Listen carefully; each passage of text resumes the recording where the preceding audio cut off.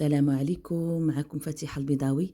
غنشارك معكم اللوي ديال العيد كيجي رائع مورق لذيذ بزاف بواحد المكون يخليه يجي لذيذ وبنين. تبعوا معايا الفيديو من الاول حتى الاخير وفرجة ممتعة. وعلى بركة الله. بالنسبة للمقادير عندي 4 الكيسان ديال الدقيق الفينو يكون نوعية جيدة. غادي نغربلو على هذا الشكل هذا. كل كاس كيوزن 100 غرام، اي 400 غرام ديال الدقيق الفينو. عندي هنا الفارينة، هاد النوعية هادي اللي كتكون او السميد المستدير او الدقيق المستدير. عندي هنا 2 ديال الكؤوس و4 ديال الكيسان ديال الفورس، اي ضعف الكميه ديال دقيق الفينو. كنديروا 400 غرام ديال دقيق الفينو و800 غرام ما بين الفورس والدقيق المستدير اولا الفارينه. الفارينه هي كتخلي هذا الملوي اولا نسمن، دخلوها مع الدقيق كتخليه يجي زوين بزاف، كيجي رائع. غادي نخلط هاد المكونات على هذا الشكل هذا. ما غاديش ندير فيه الخميره نهائيا، غندير واحد المكون كيخلي هذا المسمن اولا الملوي كيجي بنين، هو هذا الفرماج المثلث، اولا يمكن الا كان عندكم مربع ديرو، كيعطي واحد البنه خطيره المسمن. عندي ملعقه صغيره ديال السكر والملح حسب الذوق ديالكم. نبدا نزيد في الماء بالتدريج على الشكل هذا، وانا كنجمع الخليط. الكاس الاول انا غادي نعكبي مزيان ديك الفرماجه باش تذوب وتخلط ليا مع الدقيق، وكنبدا نضيف الماء بالتدريج بالكاس بالكاس وانا كنجمع. ما تضيفوش الكميه ديال الماء كامله في دقه باش نشوفوا العجين القوام ديالو. ضروري الماء ما تضيفوه البنات بالتدريج، لان العجينه ديال المسمن كتبغي تكون شويه قاصحه، ما تكونش مرخوفه باش ما تعذبكمش. صافي هنا غادي انا تقريبا كفاتني 5 ديال الكيسان وكاس الا لاروب ديال العنبه. غادي نخلي لكم المقادير مضبوطه بالغرام مليلتر اسفل الفيديو. غندلكها واحد شويه، غير شويه، ما ندلكهاش بزاف، غير حتى يتجانسوا لي المكونات مزيان. وغادي نكورها على هذا الشكل هذا. غادي ندهنها بزويته وغادي نديرها في واحد الكيس ونخليها. انا خليتها تقريبا واحد الساعتين. ما خليتوها اكثر قد ما كتعطيكم الطوع وكتجي العجينه زوينه وما تخافوش منها، راه ما فيهاش يعني الخميره. هنا ذوبت الزبده وخديت هنايا واحد 2 ديال الملاعق ديال الفرينه، ضفتهم على دقيق الفينو. يمكن لكم الا بغيتو ديروا السميد ديروا، انا كيعجبني الفينو. هنا ضفت لي نص خماره وغنخلط المكونات. انا ما كنديرش السميده رقيقه البنات، لان السميده رقيقه كتقصح الملوي اولا كتقصح لنا عامه نسمن. فكنفضل ندير الفينو. هنا غادي ناخذ ديك البلاستيكه راني درتها في هذا البلاطو ودرت دهنتها بشويه الزيت، وغادي نبدا نشكل كويرات على هذا الشكل. كما كتلاحظوا العجينه راه كتجي هائله وكتجي مطاطيه وزوينه وملسه وكلها فقاعات، واخا حنا راه ما درنا فيها لا خميره ولا خماره. هنا غنشكل الكويرات على هذا الشكل هذا. بغيتو تعبروهم ديروا فيهم 100 غرام. من الاحسن البنات اللي كيبغيو يخدموا الكوموند او حتى انت اللي في الدار، من الاحسن عبروهم الا كان عندكم الميزان باش يجيوكم الملويات كلهم قد في الشكل. هنا غادي نحاول اني نبسطها، نستعن بالزيت نبسطها مزيان حتى يبان ليا سطح العمل على هذا الشكل هذا. كندهن الزبده وكنرش بداك الدقيق اللي خلطته مع الخماره، وكنحاول نبسط مزيان على هذا الشكل. وغنبدا نلفها على هذا الشكل هذا.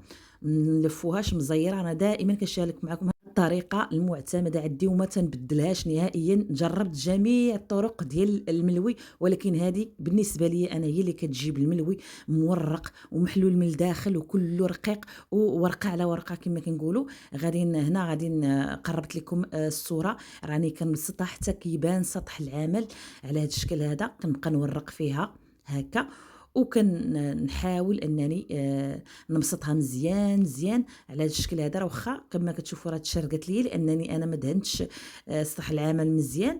وغادي ندير الزبده على هذا الشكل هذا وكنسرحها على الجوانب كاملين، وكنرش كميه لا باس بها من هذاك الخليط ديال دقيق الفينو والخماره. نطويها على شكل ظرف على هذا الشكل هذا. الجانب الاول على الشكل نحاول نقاد الجوانب، وغادي نطوي حتى الجانب الاخر عليها. كما كتلاحظوا راه واخا تشرقت لي هذا الجانب ما تخافوا ما والو، يعني راه العجينه راه زوينه وعاطيه الطوع. غادي نحاول نبسطها مزيان، ما نخليش هاد المسمنه ديالي تكون غليظه باش كتجيني مورقه ورقيقه.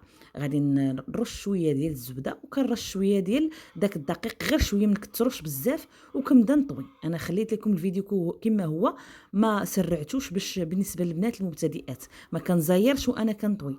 كما كتلاحظوا كناخذ هاد الجوانب هادو وكنخشيهم الوسط على هاد الشكل هذا، وكنجمع صبعاني وكنبقى ندور فيها باش كتعطيني هاد الشكل هذا، وغادي نحطها ونغطيها. ضروري تغطيو الملوي اولا المسمن ديالكم باش ما يشكلش لكم ديك القشره اللي كتكون غليظه. وغنبقى حتى نكمل الكميه. كما كتلاحظوا راني كنبسطها مزيان حتى كتولي شفافه. هذا هو السر ديال الملوي اولا حتى المسمن باش يجيكم زوين ومورق.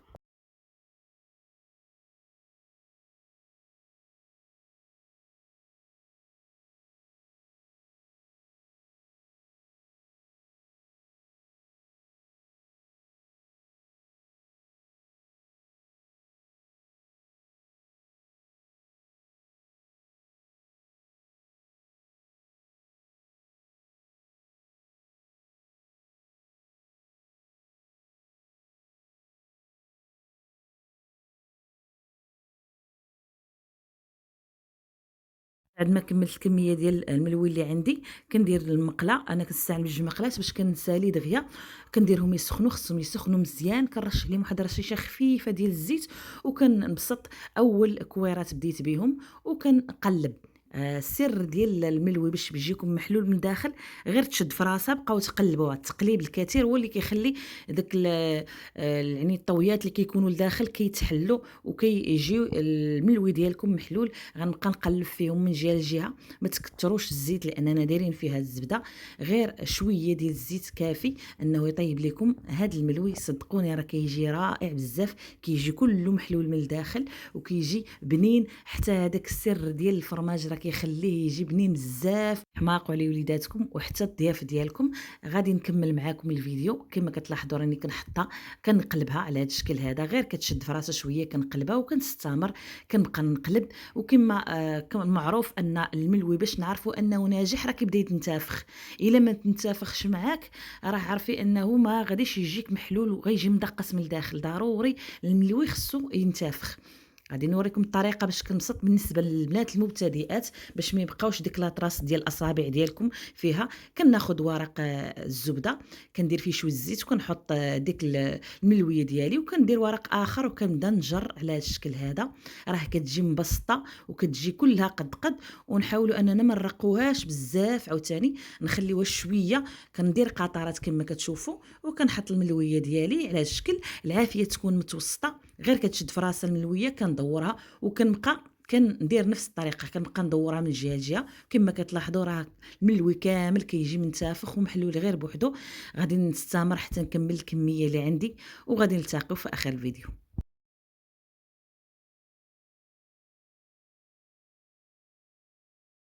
وهذا هو الشكل النهائي ديال الملوي. من بعد ما كملته كيجي رائع بزاف. كله مورق. المذاق ديالو بنين بداك الفرماج. كيجي المذاق ديالو رائع. جربوه وانا اكيد غادي يعجبكم وغادي تشكروني عليه.